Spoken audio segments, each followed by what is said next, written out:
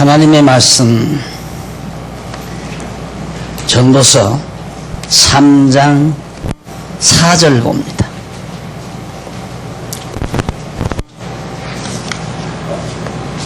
전도서 3장 4절.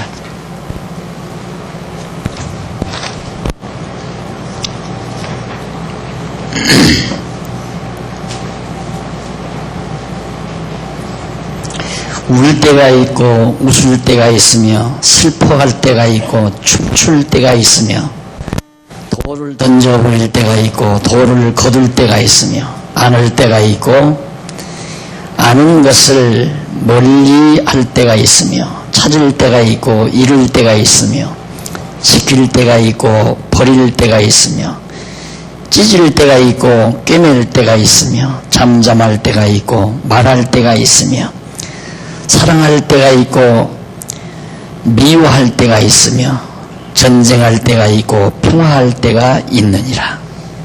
8절까지 내용입니다. 1절부터 8절까지 내용이 하늘 아래서 태양 아래서 해 아래서 이루어지는 모든 일들을 압축해서 솔로몬이 노래한 것으로 이해됩니다. 지난 시간 제가 4절까지를 말씀을 드렸는데 하늘 아래서 이루어지는 역사죠. 인생사를 통해서 나타나는 여러 가지 역사적 상황.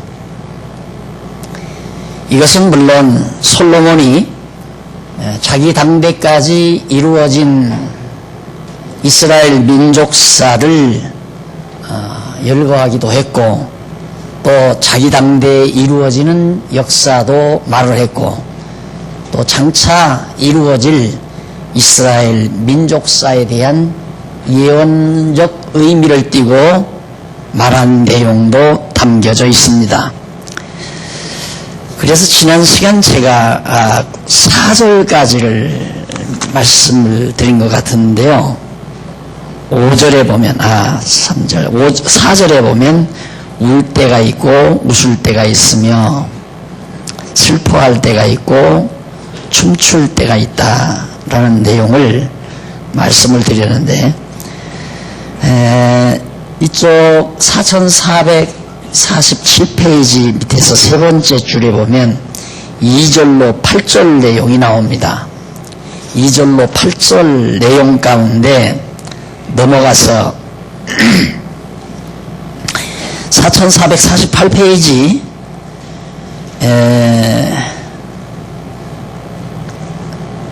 4408페이지 위에서부터 10번째 줄 앞부분에 오시면 그리고 솔로몬은 죽일 때가 있고 치료시킬 때가 있다라고 노래했는데 여기 죽일 때란 말을 때리다, 멸하다, 죽이다. 그래서 여기서는 죽인다는 말보다는 때리다. 하나님께서 멸하다, 때리다 라는 의미로 번역하는 것이 좋다. 그래서 때릴 때가 있고 치료시킬 때가 있다. 때려서 상처나게도 하실 뿐만 아니라 그 상처를 싸매어 주실 때도 있다. 이스라엘 민족사에 나타나는 내용들이죠. 그리고 이제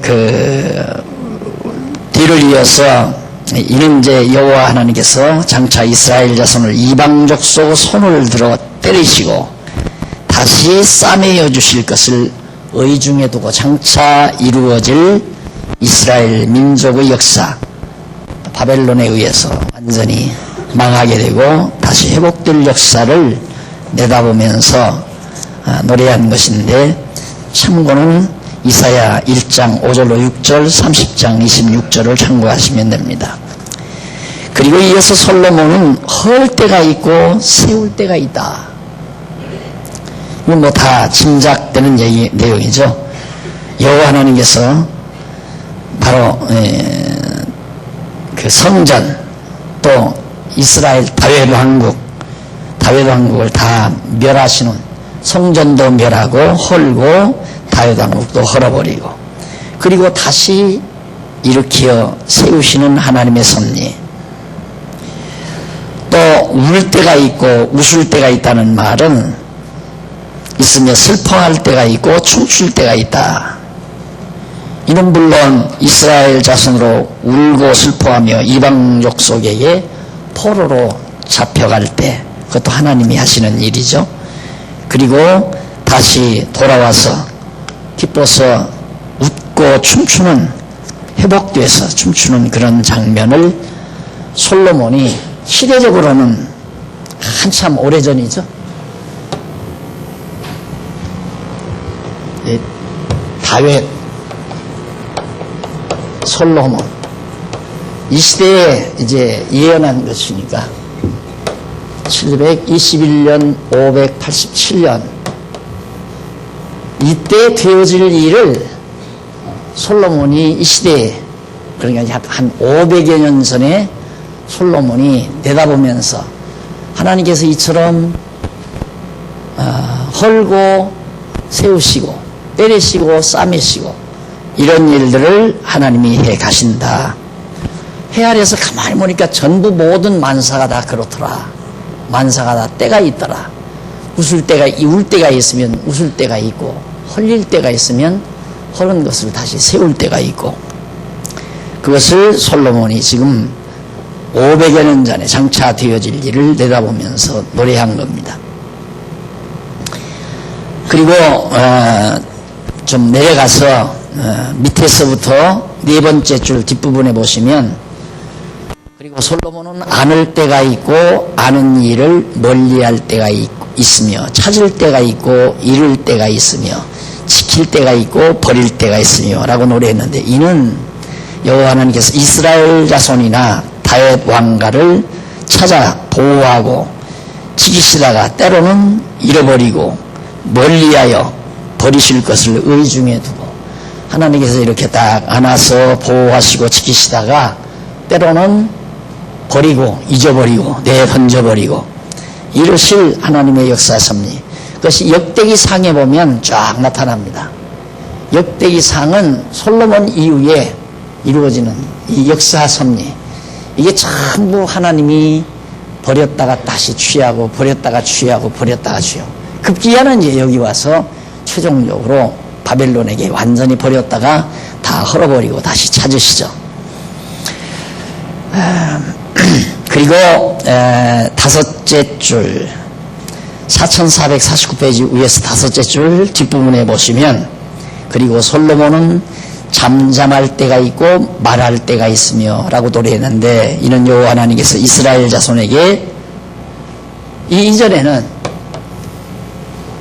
북이스라엘이 멸망하기 전 이사야가 하나님께서 이사야 선지자를 보내서 대표적으로 대선지자 북이스라엘이 망할 무렵에 이사야 선지자를 보내서 예언하는데 이 당시에 다니엘, 호세야, 요엘, 아모스, 오바댜, 요나, 미가 6명의 소선지자들과 함께 이 무렵에 하나님께서 말씀을 하십니다. 이전엔 잠잠해요. 하나님께서 말씀을 전혀 백성들에게 허락지 않아요. 그리고 남쪽 유다가 멸망할 때 에레미야 대선지자 에레미야를 통해서 대표적으로 나움, 하박국, 스바냐 이 3명의 소선지자들과 함께 이 무렵에 또 하나님께서 백성에게 말씀을 하십니다. 그리고 이 포로 기간에 에스겔, 다니엘을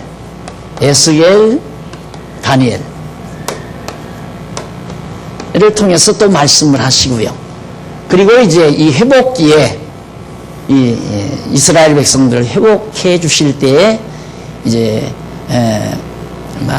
스가랴, 말라기, 스가랴 이전에 학계, 스가랴, 말라기 이 3명의 선지자들이 이 무렵에 같이 이 회복기에 예언을 하죠. 그리고 하나님께서 이 시대에 이때는 잠잠하시다가 선지자 별로 없어요. 이때는 북이스라엘 멸망 때 아하방 때에 엘리야와 엘리사 선지자들을 보냈습니다. 그런데 전혀 거의 말씀이 없었죠. 이 시대는 계속 하나님께서 선지자들을 4명과 12명의 소선지자 그러니까 16명의 선지자들을 통해서 때때마다 필요한 말씀을 계속 전해주시는 그래서 말할 때가 있고 잠잠할 때가 있다. 이런 말씀을 솔로몬이 노래하게 되는 거죠. 그리고 이제 이어서 솔로몬은 사랑할 때가 있고 미워할 때가 있으며 라고 노래했는데, 이스라엘 백성을 사랑하기도 하시고 질투하기도 하실 것을 의중에 두고, 이스라엘 백성 엄청 사랑했죠. 사랑하죠. 사랑하는데 그래서 이제 결국 미워하잖아요. 질투해서 이방 민족에 가서. 그러면 나 섬기기 싫고 이방신이 그렇게 좋으면 이방 나라 가서 시컷 가서 우상 섬기고 살아봐라. 그래서 이제 보내는 거거든요. 이 하나님의 증오가, 하나님의 미워하시는 증오심이 발로하는 거죠. 하나님이 사랑할 때가 있고 미워할 때가 있고, 결국 하나님 우리도 그렇습니다. 결국 내가 힘들고 고달프고 정말 고통스러울 때에는 하나님이 잠시 나를 미워한 거예요. 아주 미워하는 게 아닙니다. 그게 사랑의 증오죠. 애증이라고 그러나요? 그걸 사랑하기 때문에 증오하는. 하나님이 바로 그렇게 세상 역사, 해 아래서 이루어지는 모든 역사는 그렇게 하나님이 이끌어 가신다. 그리고 솔로몬은 전쟁할 때가 있고 평화할 때가 있다고 노래했어요. 이는 이스라엘 이방 족속과 싸우게도 하시고 때때로는 평화를 누리게도 하시고. 자, 여기도 보면 다윗 시대까지만도 전쟁이 억수로 많았습니다. 엄청 많았습니다. 사사시대죠. 사사시대. 이 사사시대는 여호수아가 이제 모세의 바톤을 받아서 이스라엘 백성들로 가나안 들어갔을 때 계속 전쟁했습니다. 그리고 사사시대에도 막 하나님 저버리고 자기들 마음대로 자기 소견에 옳은 대로 살면 하나님이 내던져 버려요. 그럼 이방 족속들이 와서 막 치고 싸우고 전쟁을 해서 땅도 뺏고 백성들도 사로잡아가고, 그러다가 하나님께 막 울부짖고 불쌍하면 하나님이 다시 사사들을 세워서 뺏긴 땅도 찾고 백성들도 평안하게 살게 하고. 이게 사사가 있는 동안에는 평안하고, 사사가 없으면 자기들 소견의 마음대로. 그러니까 사사는 이 사사 가르치를 스승사자하고 선비사자거든요. 사사기. 선생, 가르치는 자, 하나님의 뜻을 가르치는 지도자가 없을 때에는 인간들은 모르니까 배우는 게 없잖아요. 하나님의 뜻을 못 배우잖아요. 그러니까 자기 소견에 옳은 대로, 내가 판단해 볼 때 자기 생각에 합리적이면 이게 옳은 것이다. 자기에게 좋으면 옳다고 생각하는 거예요. 그리고 행동하는 거예요. 자기 소견에 옳은 대로. 그것이 바로 하나님의 뜻과는 먼 행위죠. 그럴 때에는 하나님이 전쟁의 도가니 속에 집어넣었다가 다시.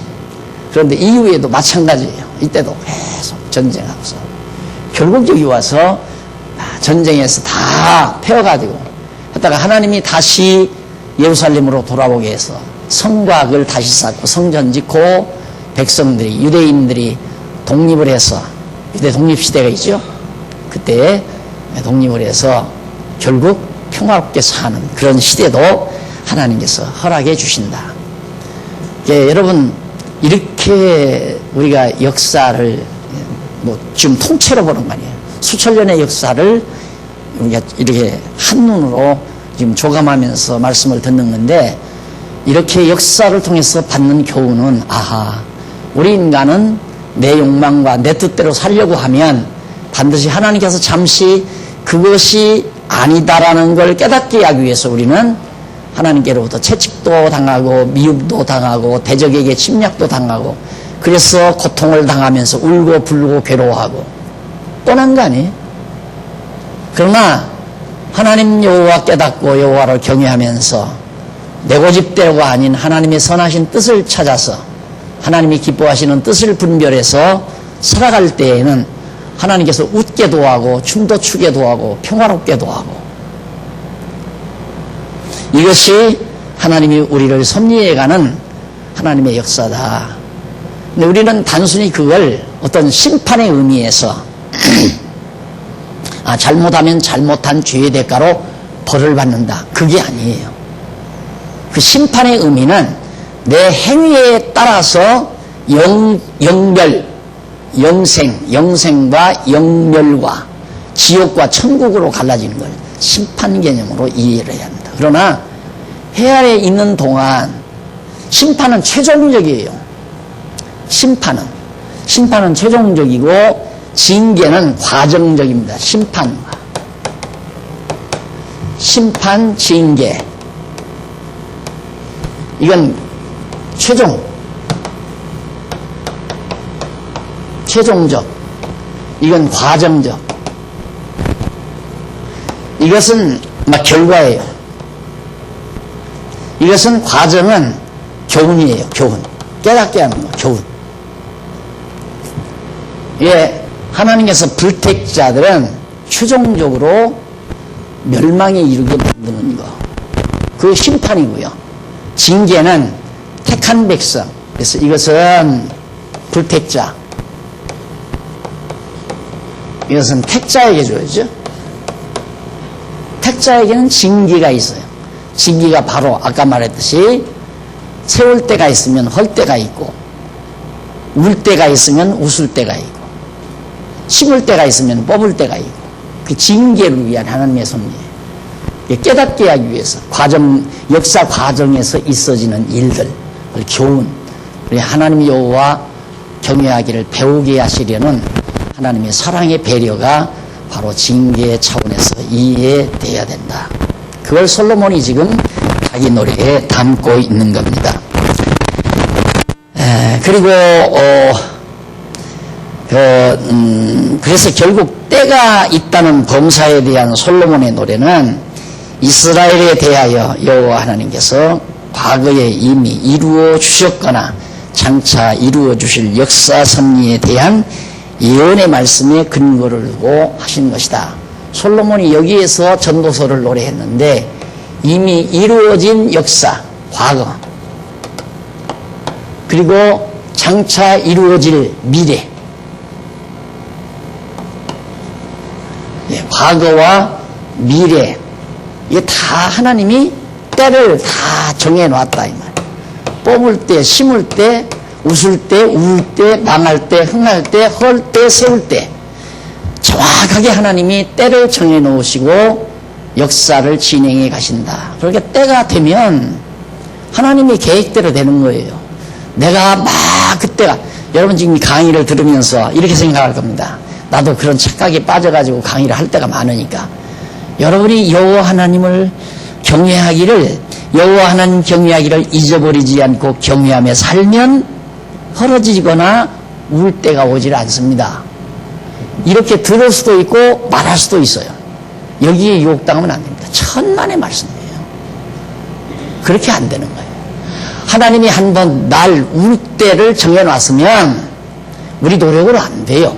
그 때가 변경이 안 된단 말입니다. 반드시 울게 돼 있죠. 그래서 되는 대로 살아라 그 말이에요. 예수 잘 믿어야 되겠다, 신앙생활 잘해야 되겠다, 그런다고 해서 될 것 같으면이야 하나님 교회 다 내가 무너뜨릴 수 있죠. 그렇잖아요. 하나님이 예를 들어서 박 목사 나를 1년 후에, 한 달 후에 펑펑 울게 만들어야 되겠다, 하나님이 그렇게 정해놨는데 내가 나는 절대 울지 않기 위해서 하나님 잘 경외해야 되겠다, 그런다고 울 때가 안 오는가? 천만의 말씀이요. 하나님이 어떻게 당신이 정해놓으신 때 역사 내용을 이끌어 가시기 위해서는 나로 하여금 어리석게 만들어요. 생각나지 않게 만들고 어리석게 만들고. 그래서 내 마음속에 욕심이, 하나님이 말씀 생각나지 않게 하면 자동적으로 욕심은 일어나니까, 하나님의 선하신 뜻에 대한 분별력이 약해지면 내 욕망이 일어나게 돼 있어요. 인간은 반드시. 그러니까 욕심이라고 하는 것은 내가 안 가져야 되겠다고 해서 안 갖는 게 아니라 성령의 소욕을 하나님께서 나에게 채워주시면 육체의 소욕이 없어져 버리는 거예요. 내가 욕심을 줘버리는 게 아니에요. 내가 욕심을 부리지 말아야지, 욕심을 부리지 말아야지. 그럴 것 같으면 도덕군자죠. 공자의 도덕관과 같은 얘기예요. 기독교는 도덕률에 의해 사는 게 아닙니다. 어떤 규범에 우리가 의지적으로 순종해서 살아가는 존재가 아니다 그 말이에요. 철저히 하나님이 정해놓으신 역사의 틀 속에서 반드시 정해진 대로 살게 돼 있다. 따라서 그럼 뭐 그냥 되는 대로 살라고 내버려 두면 될 거 아닙니까? 그러니까 그렇게 살아라 이거요. 그러면 마음대로 그 자체가 이제 모순이죠. 자기 마음대로 사는 줄 알아요. 천만의 말씀. 자기 마음대로 사는 게 아니에요. 하나님께서 마음을 인도하시는 마음대로 사는 거지. 내 마음대로 살아도 되겠네요. 그 말 자체가 성립이 안 되는 거죠. 그래서 우리가 하나님의 말씀을 듣고 살게 되어져 있다는 자체가 참 행복한 거죠.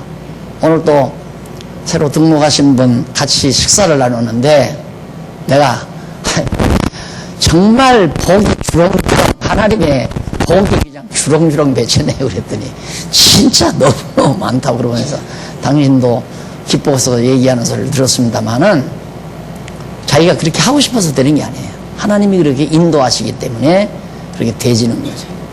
그래서 하나님 앞에 겸손하게 사는 겁니다. 건방 안 떨고요. 하나님 앞에 건방 떨지 않고 뭔가 내가 열정을 다해서 막 내가 이루어야 되겠다. 이거 자체가 벌써 자기를 자만에 빠지게 만드는 거예요. 벌써 그런 마음으로 뭔가 해서 결과가 나왔으면 자기도 모르게 자만해져요. 그런데 잘 깨닫게 되면 나를 통해서 정말 천지가 뒤집어지는 일이 이루어져도 자만해질 수가 없어요. 왜? 내가 했다는 생각을 가질 수가 없으니까. 하나님이 나를 이 일에 쓰셨구나 하는 생각, 그저 감사할 뿐이지 내 잘났구나 하는 자만한 생각을 갖지를 못하는 거다. 깨닫게 되면 그 말이에요. 보세요. 솔로몬이 자기 이전의 역사와 이후의 역사를, 이루어질 역사, 과거사와 미래사를 전부 함축시켜서 다 통째로 놓고 해 아래서 되어지는 일, 하나님 해 아래서 되어지는 모든 일들을 이렇게 열거한 것이 이제 8절까지 이렇게 노래가 된 겁니다. 자, 그 다음 이제 3장 9절로 넘어가는데요. 9절로 15절까지 보면 거기서는 하나님의 행하시는 것은 영원히 있을 것이다 말이에요.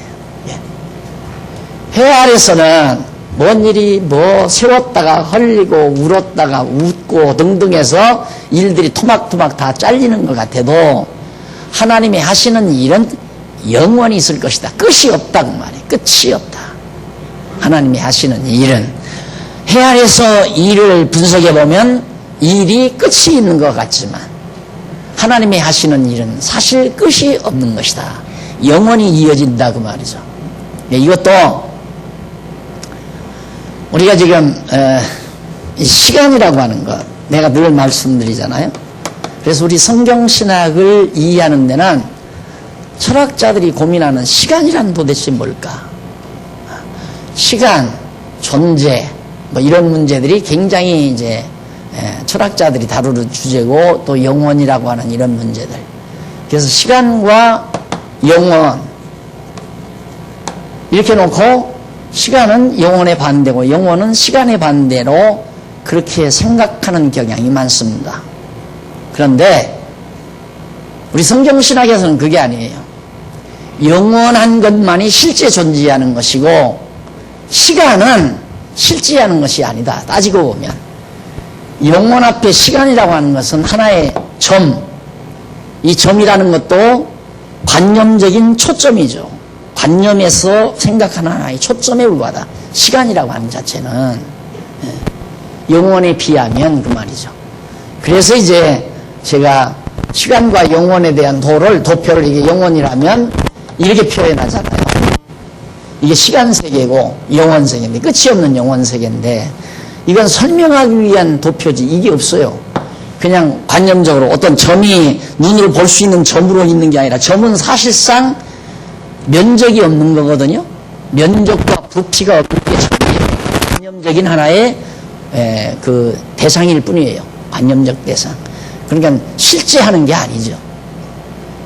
이 시간세계란 바로 그런 거기 때문에 하나님이 이렇게 오랜 세월 뭐 끝내고 시작하고 울고 웃게 하고 이런 모든 역사가 하나님이 하시는 영원한 일에 비하면 사실은 없는 거예요.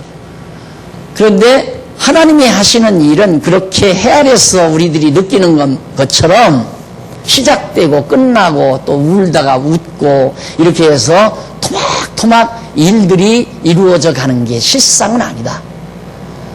그런 일들을 통해서 우리 피조된 우리 인간들에게 그런 일들을 통해서 하나님이 하시는 영원한 일을 깨달아 알게 하시는 하나의 과정일 뿐이죠. 그것은 과정. 그래서 이제 거기 9절에 보면 일하는 자가 그 수고로 말미암아 무슨 이익이 있으랴. 일을 부지런히 해서 수고해가지고 대가로 엄청난 돈을 벌었다. 재산을 모았다. 부동산을 많이 소유하게 됐다. 그것이 우리에게 무슨 유익이 있으랴. 그 말이죠. 그러면서 10절에 하나님이 인생들에게 노력과 고통을 주어서 노고를 주사 애쓰게 하신 것을 내가 보았노라. 결국 보니까 하나님이 인간들에게 노고를 주었다. 노고를 주는 방법은 욕심, 소유욕을 본능적으로 가지게 되어 있어요. 소유욕을. 이제 돈도 안 지내는 것이 언니 걸 기어코 뺏어서 가지려고 그래요. 소유욕이 발동하는 거죠. 소유욕.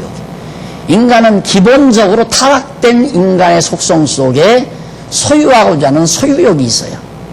그래서 기어코 이건 내 것이다 하고 글씨를 써서 빨간 인주를 묻혀 딱 도장을 찍어놔야 흐뭇한 거야. 참 그런 거 보면 인간이 얼마나 참 조잡스러운 존재입니까? 치졸하고 조잡스러운 존재. 아니 그 볼펜으로 이름 석자 찍고 인주밥 묻혀서 동그란 도장 하나 꽉 찍으면 이건 내 거다 하고 흐뭇해한다. 그게 아직 안 되면 나는 아무것도 없어서 가난하다. 황당하다고 여러분 생각할지 모르지만 정말 넓은 정원을 가지고 살고 싶거든요. 저 지리산이나 안 그러면 저 설악산 좋잖아요. 설악산 언저리에 동해바다 쫙 내다보는 거기에다가 집 한 채만 지어놓으세요. 그러면 설악산 전부가 다 여러분의 정원의 동산이에요. 그리고 동해바다가 여러분들의 정원의 하나의 호수가 되는 거고요. 그 황당한 얘기입니까? 황당한 얘기예요? 왜 황당한가? 설악산과 동해바다가 내 이름 석자 써서 인주밥 묻혀가지고 동그란 거 안 찍었으니까 허황한 거죠. 그러면 석자 쓰고 인주밥 묻혀 찍은 건 허황된 게 아니다. 그게 우리들의 생각이 치졸한 거다 그 말이에요. 그렇게 사니까 인평생 노고를 하며 살 수밖에 없어요. 그냥 노력하면서 고통을 겪으면서 기어코 내 소유욕을 채우려고 그걸 솔로몬이 보았다 그 말이에요. 속 시원해.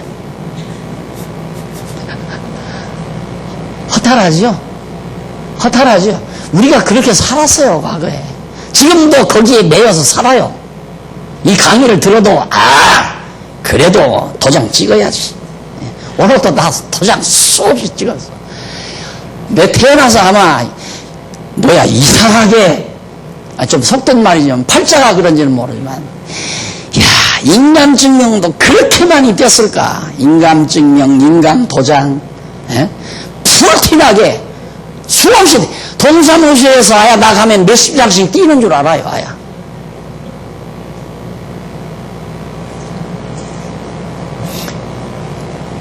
그게 그렇게 귀한 건가요? 그렇게 중요한 겁니까?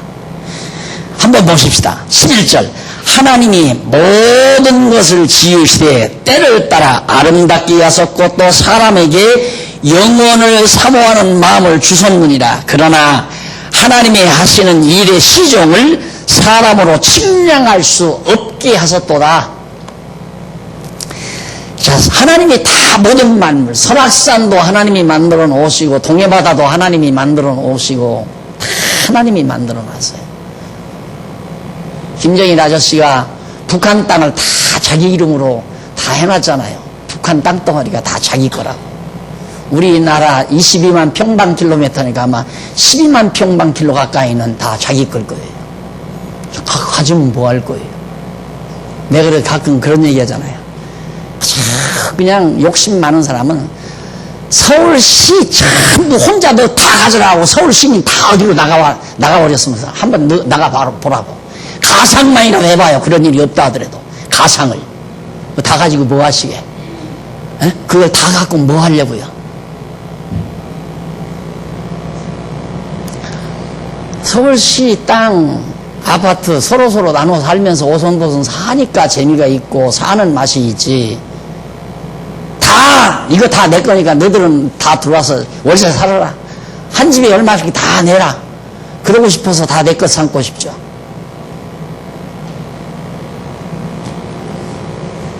근데 하나님께서 다 만들어 놓으신 소유주는 진짜 소유주는 하나님 거예요. 하나님 거. 그래서 제가 여러분 연보 지금 요즘 연보하죠.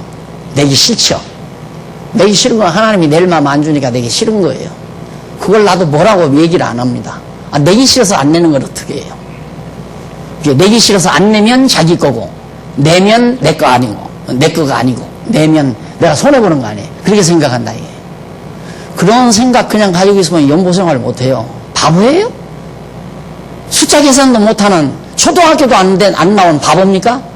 당장 10만원 되면 10만원 내게 손해인데 100만원 내면 100만원이 내 거 손해가 나는 거고 100만원이 내게 들어오면 내 이름으로 은행에 입금이 되면 내가 부자가 되는 거고 100만원이 통장에서 나가면 내가 손해가 보는 거. 그거야 초등학교는 고사하고 한 살도 안 먹는 것도 알아요.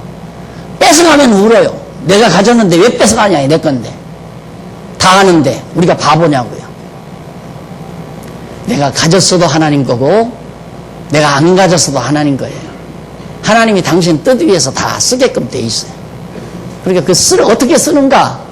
일단 청지에게 맡겨놓은 걸 하나님이 쓸 마음을 주어요. 그렇게 쓰고 싶은 마음을.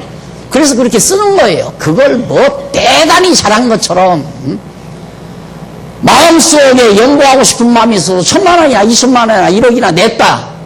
대단히 위대한 일 한 것처럼 자기 것 냈나? 하나님의 것을 하나님의 뜻 따라서 자기가 쓴 거죠. 하나님 앞에 좋은 청지기 역할을 한 거예요. 그것뿐이에요. 네? 그러니까 여러분 혹시 여러분들이 저를 참 정말 재물에 깨끗한 목사다 혹시 그렇게 생각할 사람이 있는지 몰라요. 왜? 이 교회 이 덩치를 어떻게 박 목사님이 다 칼자루를 놓는다고 그러는가? 그거 쉬워요. 놓는 거 아주 간단한 거예요. 이제 지금 말하는 그거예요. 내가 놔도 하나님 거고 내가 붙들어도 하나님 거예요. 또 기껏 나한테서 놓게 만들려고 노력하는 사람도 그것도 또 좀 모자라는 거죠. 그런다고 내가 안 올라고 하는 건 아니에요. 놔요. 반드시 놔요. 왜? 놔도 하나님 거고 안 놔도 하나님 거니까. 우리가 적어도 여호와 하나님을 경외하고 산다면 그렇게 생각이 정리가 되어가야 돼요. 그런 방향으로. 자, 그러면 내가 어떤 때는 이거 잘못 놨다가 엉뚱하게 이거 다 날라가겠다 이런 생각 하다가도 아이고 이 어리석은 인간아, 네가 지키는 것이 완벽하냐 하나님이 지키는 게 완벽하냐. 두말하면 잔소리죠. 하나님이 완벽하게 지켜가요. 이것을 꼭 지켜야, 이 재산 덩어리를 지켜야 한다면. 근데 나는 안 하려고 하는 게 뭐냐면 나는 이게 은사가 아닙니까? 네, 은사가 아니에요. 하나님이 나에게 돈 맡겨서 돈으로 일하게 하신 그런 은사를 하나님은 나에게 안 줬어요. 그렇게 하시려면 나에게 큰 기업을 하나 맡겼겠죠. 그래도 1년이면 몇십억씩 정말 이득을 남기는 그런 기업이라도 하나 맡겨서 나로 하여금 하게 했겠지. 나에게는 그렇게 하나님이 은사를 안 줬잖아요. 그러니까 그건 내가 안 하려고 하는 거죠. 나 받은 은사가 나는 분명히 내가 아니까.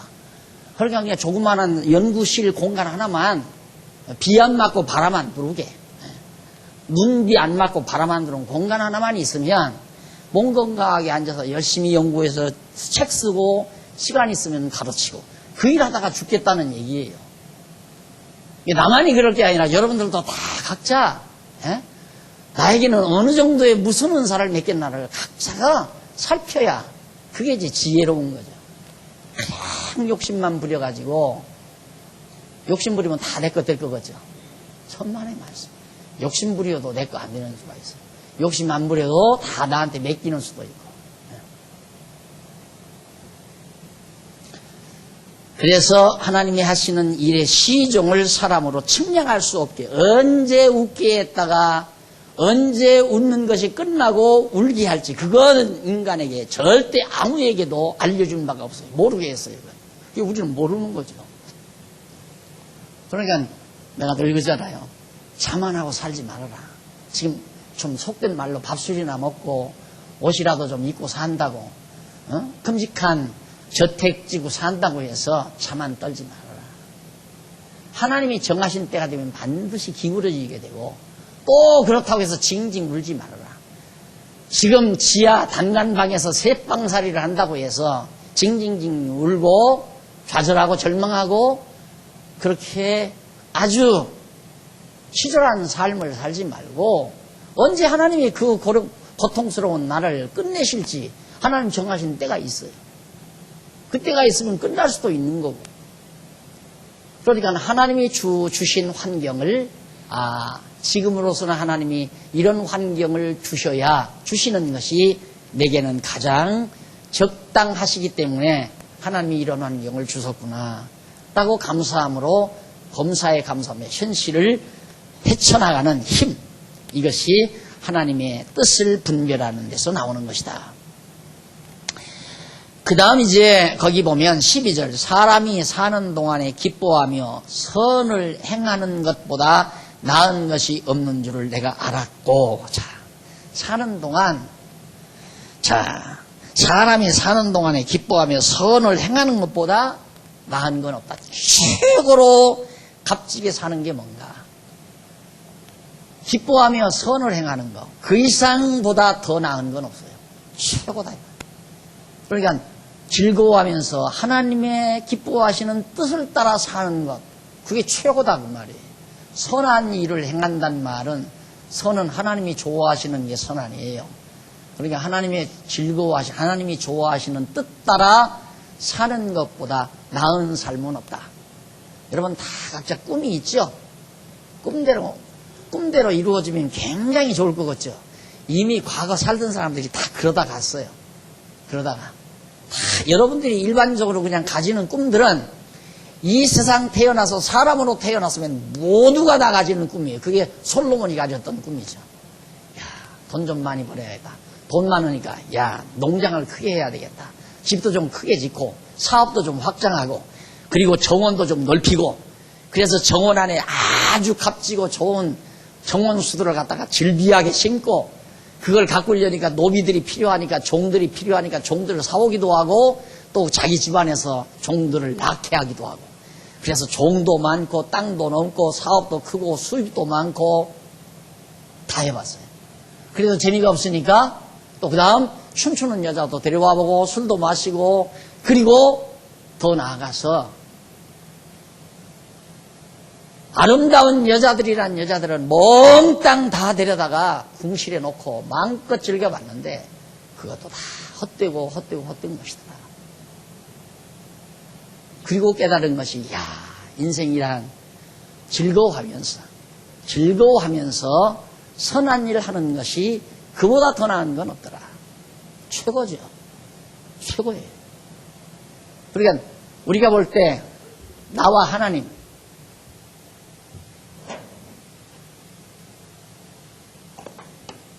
나 인간이죠. 하나님. 자, 이 관계는요, 참 놀랍죠. 인간이 하나님을 위하여 이게 가장 권태 없는 삶이에요. 내가 하나님을 위하여. 그러니까 내가 위하는 대상 자체가 불변의 절대가치. 이게 인정이 돼야 돼요. 불변의 절대가치. 그런데 내가 하나님을 위한 삶이 아니면 내가 나를 위해요. 나 자신을 위해서. 가장 치졸한 삶입니다. 가장 치졸한 삶.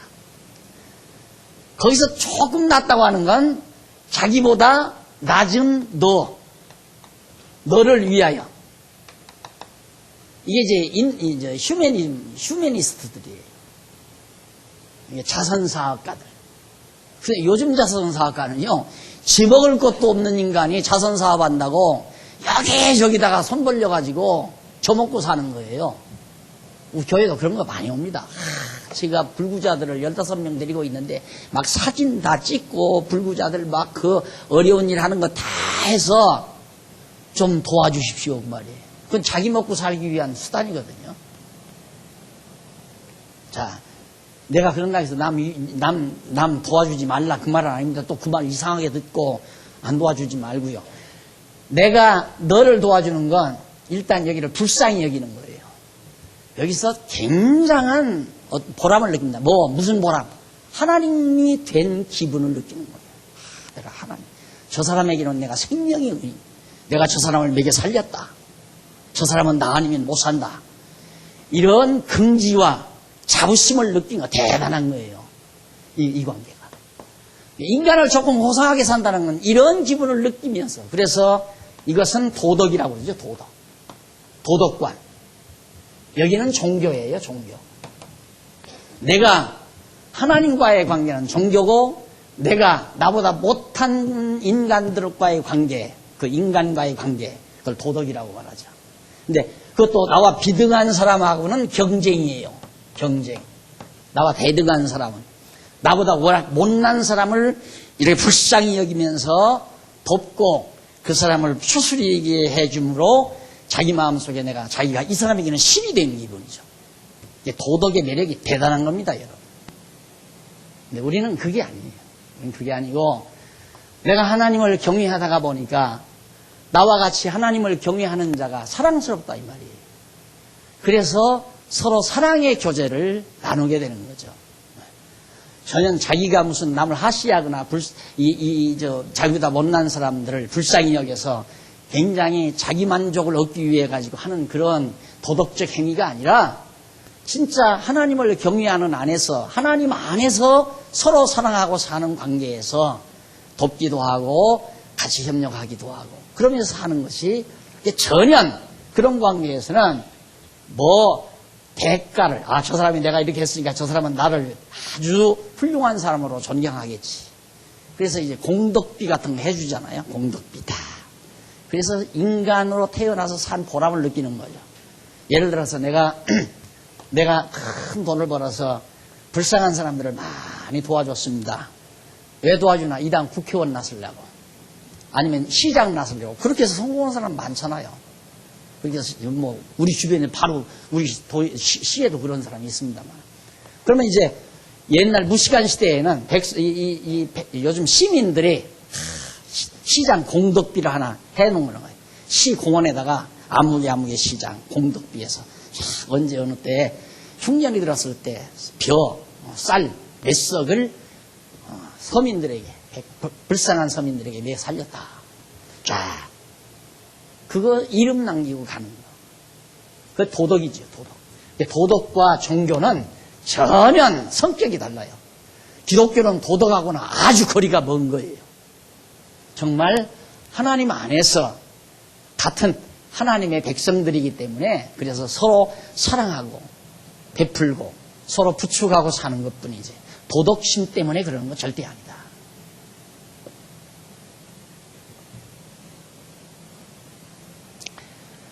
나저 잊고 끝내십시다. 사람마다 먹고 마시는 것 수고함으로 낙을 누리는 것이 하나님의 선물인 줄을 알았다. 13절. 사람마다 먹고 마시는 것과 수고함으로 낙을 누리는 것. 먹고 마시고 또 수고도 해. 할 일이 있어야 돼. 일 없으면 안 돼요. 그것이 선한 일이죠. 앞에 얘기했잖아요. 사람이 사는 동안에 기뻐하며 선을 행하는 것, 그 일이죠.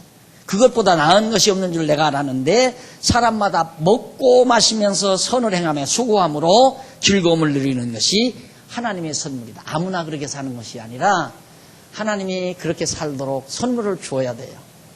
그래서 정말 가장 가장 아름답게 사는 삶은 먹고 마시고 즐거워하면서 선한 일, 하나님이 기뻐하시는 일을 열심히 보람을 느끼면서 하며 사는 것, 지상에서는 최고의 삶의 방법이다 라는 얘기입니다. 그러면서 14절, 무릇 하나님의 행하시는 것은 영원히 있을 것이다. 더할 수도 없고 덜할 수도 없나니 하나님이 이같이 행하시면 사람으로 그 앞에서 경외하게 하심이인 줄을 내가 알았도다.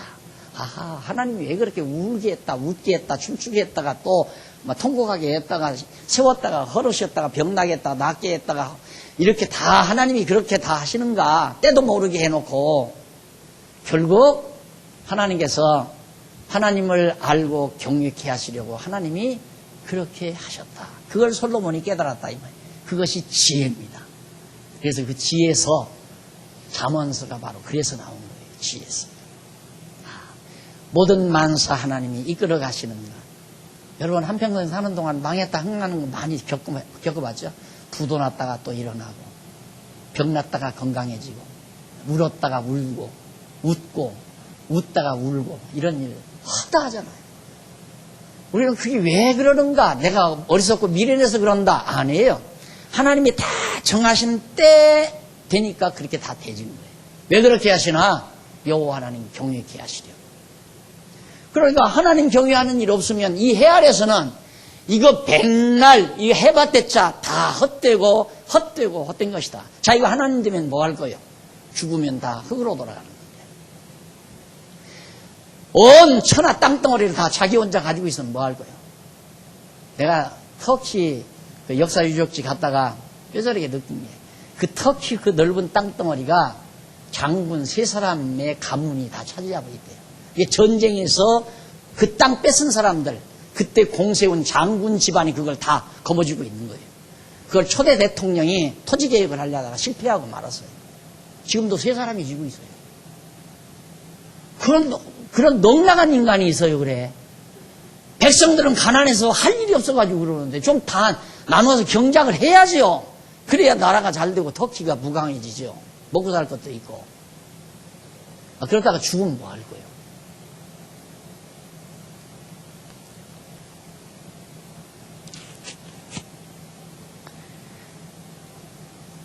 그 앞에서 경외하며 하심인 줄을 내가 알았도다. 이제 있는 것이 옛적에 있었고 장래에 있을 것도 옛적에 있었나니 하나님은 이미 지나간 것을 다시 찾으시느니라. 이때 했던 일을 또 이때도 또 한다고 말이에요. 지금 있는 일이 과거에도 있고 지금 있는 일이 앞으로도 또 있는 것이다. 이 지상에 사는 일은. 근데 하나님이 하시는 일은 뭔가?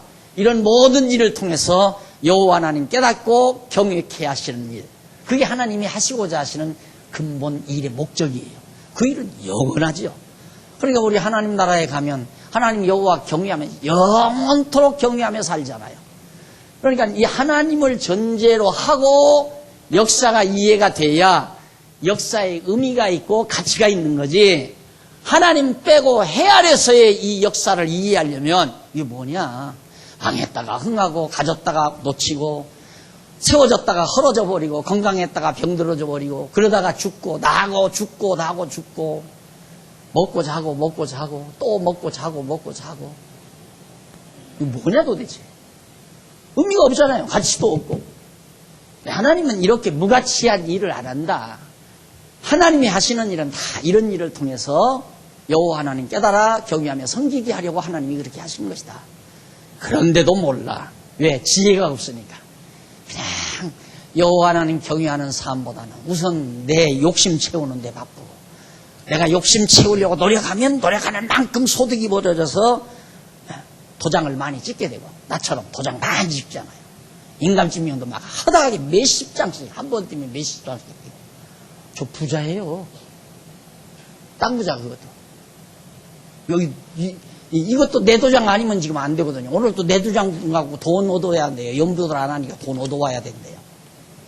그럼 돈 얻어다가 놓으면 이제 어떻게 할까요? 이것도 뭐 할 거 아니에요.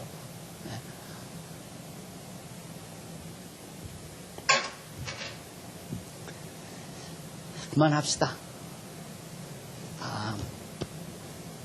기도하시죠. 자비하신 아버지 하나님, 오늘도 하나님께서 솔로몬을 통해서 발견한 지혜를 오늘 우리들도 발견케 하시려고 귀한 말씀을 우리에게 주셨습니다.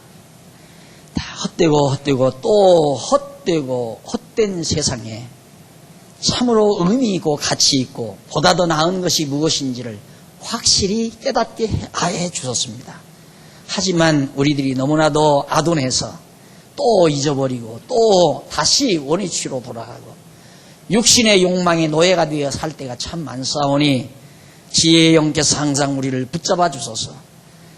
마음 다 하나님 앞에 털어놓고 하나님의 종으로서 하나님의 백성으로서 살아가는 슬기와 지혜가 있게 해 주시옵소서. 예수님 이름으로 기도드립니다. 아멘.